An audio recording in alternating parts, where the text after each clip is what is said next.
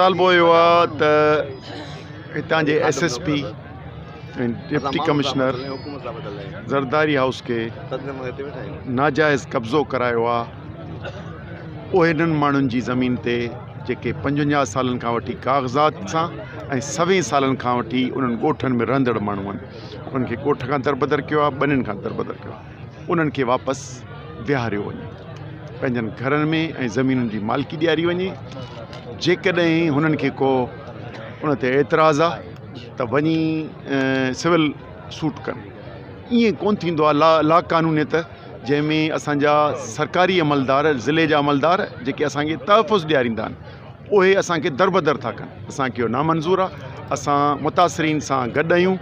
हू जेको बि पुरअमन एहतिजाज कंदा असीं उन्हनि सां गॾु आहियूं। 45 ॾींहं उन्हनि एहतिजाज पे कयो रोड जे पासे में।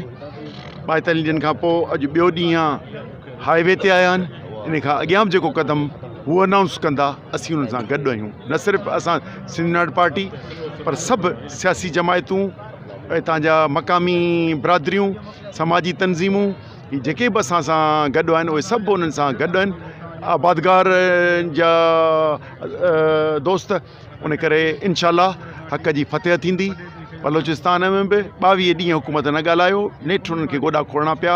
न सिंध हुकूमत खे इहे गोॾा खोलणा पवंदा ऐं इहा कब्ज़ा जी ज़हनियत ज़रदारी हाउस खे ख़तमु करणी पवंदी। इंतिज़ामिया राब्ता करे पई पर सिर्फ़ु हिकिड़े कम लाइ त रोड ख़ाली करियो। असां उन्हनि खे चयो आहे त बिल्कुलु